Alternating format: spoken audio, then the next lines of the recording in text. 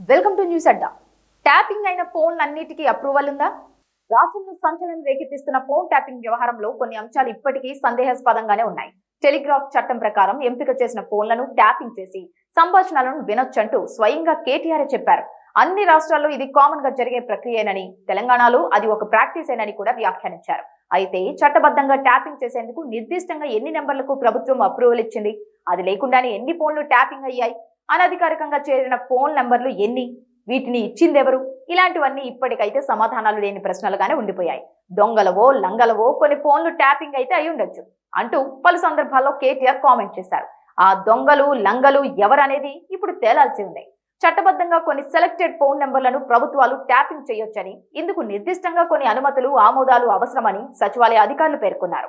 Intelligence inputs ఆధారంగా ఆ విభాగం నుంచి హోంశాఖకు ప్రతిపాదనలు వెళ్లిన తర్వాత పరిశీలించి నిర్ణయం జరుగుతుందని గుర్తు చేశారు. అక్కడ సానుకూల స్పందన రాగానే దాన్ని చీఫ్ సెక్రటరీ పరిశీలన ఆమోదం కోసం పంపాల్సి ఉంటుందన్నారు. ఆ తర్వాతనే చట్టబద్ధంగా ఆ నెంబర్లను ట్యాపింగ్ చేయడం వీలవుతుందని, వాటి ద్వారా తెలుసుకున్న సమాచారానికి అనుగుణంగా ప్రభుత్వం ప్రివెంటివ్ స్టెప్స్ తీసుకుంటుందని అన్నారు. ప్రజల శాంతి భద్రతలకు విఘాతం కలిగించే చర్యలతో పాటు దేశ రక్షణ భద్రతకు ముప్పు వాటిల్లుతుందని భావించే నెంబర్లను ట్యాపింగ్ చేస్తారని గుర్తు చేశారు. ఇవన్నీ రికార్డుల్లో నిక్షిప్తమవుతాయని వివరించారు.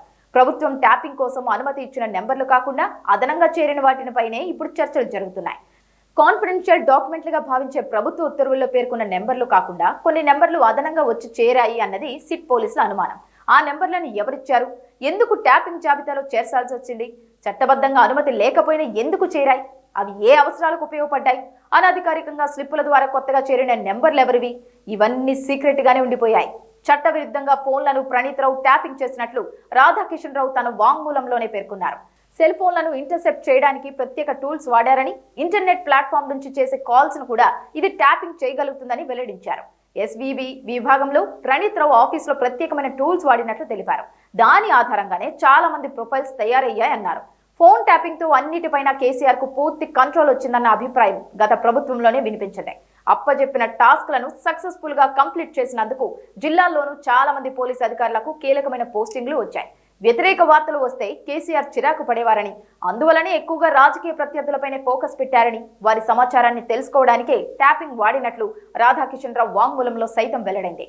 మునుగోడు ఉప ఎన్నిక సహా 2023 అసెంబ్లీ ఎన్నికల్లో రాజకీయ ప్రత్యర్థుల ఆర్థిక వనరులు కదలికలు, వాటిని అరికట్టడానికి ఫోన్ ట్యాపింగ్ ఉధృతంగా వినియోగించినట్లు పేర్కొన్నారు. యాంటీ సోషల్ ఎలిమెంట్స్, టెర్రరిస్టులు, వామపక్ష తీవ్రవాదుల ఫోన్లను ట్యాపింగ్ చేసే నెపంతో రాజకీయ ప్రత్యర్థుల్ని టార్గెట్ చేసినట్లు వచ్చిన ఆరోపణలను రాధాకిషన్ రావు స్టేట్మెంట్ రూఢీ చేసినట్లయింది. స్లిప్పుల ద్వారా అనధికారికంగా చేరిన నెంబర్లన్నీ ఇలాంటివేనా అనే గుసగుసలు మొదలయ్యాయి. సిట్ దర్యాప్తు అనంతరం సప్లిమెంటరీ ఛార్జ్ షీట్ లో వివరాలు వెల్లడయ్యే అవకాశం ఉంది.